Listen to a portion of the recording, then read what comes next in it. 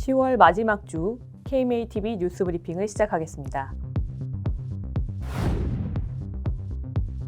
비대면 진로 플랫폼 난립에 따른 부작용이 심각합니다. 7월 현재 22개 플랫폼 업체가 난립하고 있는데요.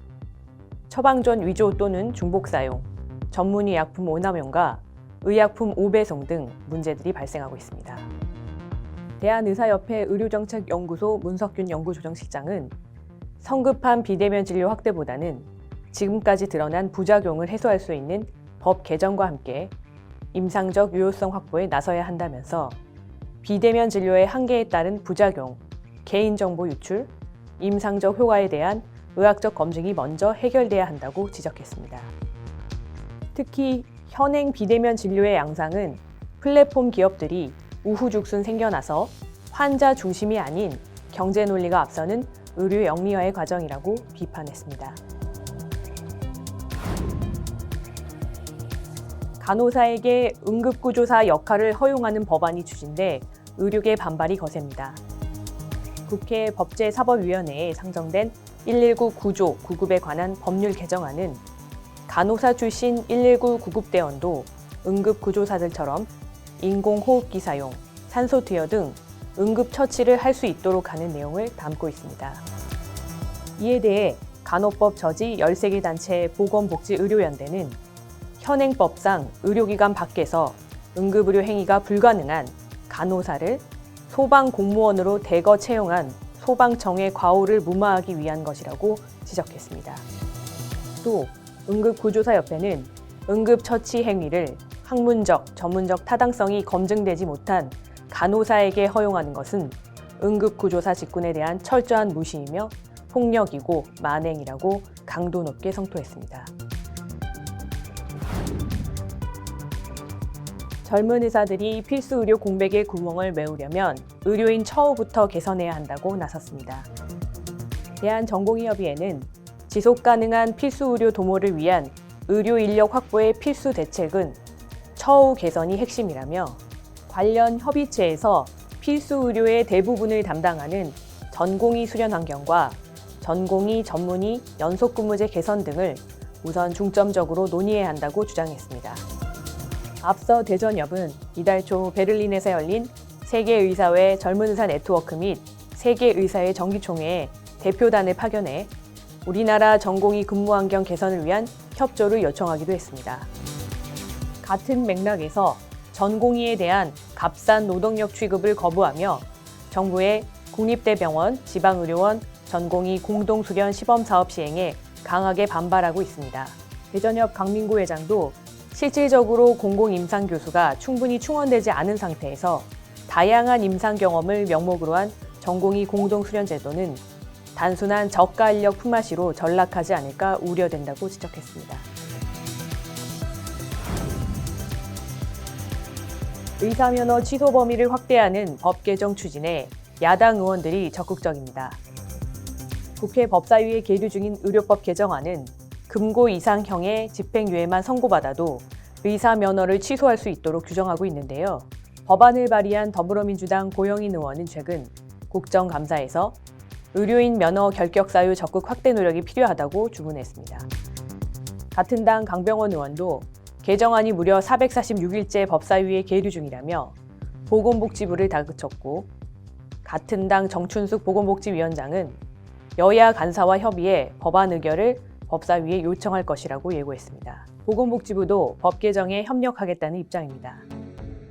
이에 대해 대한의사협회는 의료인의 선의의 의도와 다른 결과에 대해 법적인 책임을 묻는 것은 의료행위 위축을 유발해 낮은 수준의 상업적 의료만 잔존하게 하는 작용이 될 수 있다고 지적했습니다.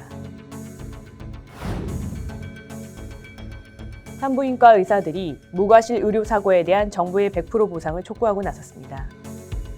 현재 무과실 분만사고 보상재원의 30%를 의료기관이 부담하고 있는데요. 대한직선제 산부인과 의사회는 최근 기자간담회에서 불가항력적 사고에 대한 책임을 의료기관의 지도로 가는 것은 부당하다고 지적했습니다. 현재 일본과 대만 등 다른 나라의 경우 산부인과 무과실 보상금 재원의 100%를 정부가 지원하고 있습니다. 산부인과 의사회는 분만 취약지와 고령 산모 증가로 의료사고 발생도 증가하고 있다면서 이대로 가면 앞으로 수년 내에 전국 분만 의료기관의 20-30%가 사라질 것이라고 우려했습니다. 최근 더불어민주당 신현영 의원은 국가 전액 부담을 골자로 한 의료분쟁 조정법 개정안을 발의했고, 심평원은 분만 의료기관 인프라 유지를 위한 적절한 보상 수준 연구를 진행할 예정입니다.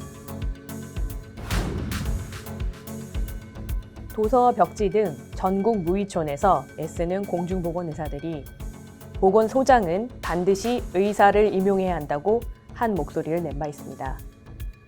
보건복지부도 공중보건의들의 주장이 합리적이라고 공감했습니다.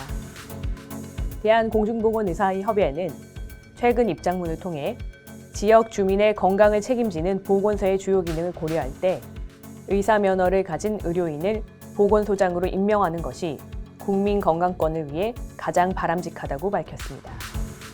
이에 보건복지부는 관련 국정감사 서면 질의에 대해 보건소장의 의사를 우선 임용하는 현행 기준이 일부 합리적이라면서 지역 1차 의료기관 및 감염병 위기 대응을 담당하는 만큼 전문성이 요구된다고 답했습니다.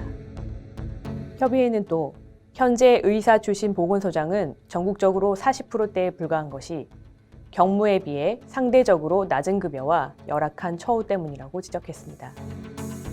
한편 최근 국민의힘 서정숙 의원은 의사가 아닌 치과의사, 한의사, 약사도 보건소장에 임명할 수 있도록 한 법률 개정안을 발의해 의료계가 강하게 반발하고 있습니다.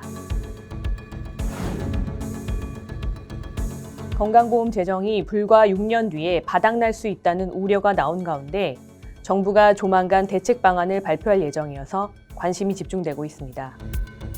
보건복지부에 따르면 지난해 말 기준 20조 2,400억 원인 건보 적립금이 해를 거듭할수록 감소해 2028년에는 마이너스 6조 4천억 원을 기록할 것으로 전망됩니다. 보건복지부는 건보 혜택은 유지하면서 과다 의료 이용과 비급여 및 급여 이용량 증가, 건보와 실손보험과의 관계, 건보 자격 도용, 외국인 피부양자의 건보 이용 등 재정 누수 항목에 대한 관리를 강화하겠다는 방침입니다. 보건복지부는 이 같은 내용을 담은 건강보험 재정 건전화 방안을 11월 중에 발표할 계획입니다. 만성질환 관리 사업의 환자 본인 부담률이 총 진료비의 20%로 가닥 잡히고 있습니다.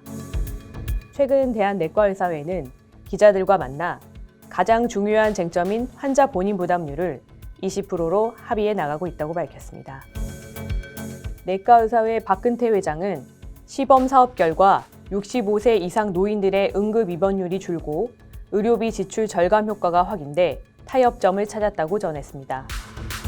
또 다른 쟁점인 케어 코디네이터에 대해서도 간호사나 영양사 등을 의원이 고용하는 데 따른 제도적 보완을 서로 협의 중이라고 전했습니다. 저출산과 코로나19로 악화된 소아청소년과 진료 인프라 향상을 위해 아동에게 맞춤형 교육 상담을 제공하는 사업이 제시됐습니다. 최근 심평원 연구팀이 공개한 시범사업 모델에 따르면 소청과 전문의가 아동에게 개인 맞춤형 교육 상담을 제공하고 심층 상담료 5만 원, 추가 상담료 2만 5천 원을 각각 산정합니다. 교육 상담 주기는 6개월에 1회, 전체 서비스 제공 기간은 3년입니다. 연구팀은 작년 기준 우리나라 합계 출산율은 0.81명으로 OECD 국가 중 가장 낮다며 이에 따라 소청과 진료 인프라가 약화되고 있어 소청과 진료 활성화 및 의료 전달 체계 확립 등을 고려한 아동의 건강관리 필요성이 높다고 강조했습니다. 연구팀은 대한의사협회와 대한소아청소년과학회 등 전문가 의견을 수렴해 시범사업 모델을 구상했다고 밝혔습니다. 의료인의 자율징계권 확보를 위한 국회 공청회가 열릴 예정이어서 관심이 모아지고 있습니다. 오는 28일 오후 2시 국회의원회관에서 열리는 공청회에는 대한의사협회와 치과의사협회, 변호사협회 등 전문가 단체와 보건복지부 관계자가 참석할 예정인데요. 의료인 단체들이 자율징계권을 요구하는 이유는 극소수의 비윤리적인 의료인들로 인해 다수의 선량한 의료인들이 피해 입는 상황을 막기 위해서입니다. 변호사협회의 경우 변호사법에 따라 변호사 등록과 등록 거부, 징계에 대한 실질적인 법적 권한을 갖고 있습니다. 현재 의협은 산하의 의사 면허 관리 기구를 설립해 자율 징계권을 확보하는 방안을 추진 중입니다. 이것으로 뉴스 브리핑을 마치겠습니다. 감사합니다.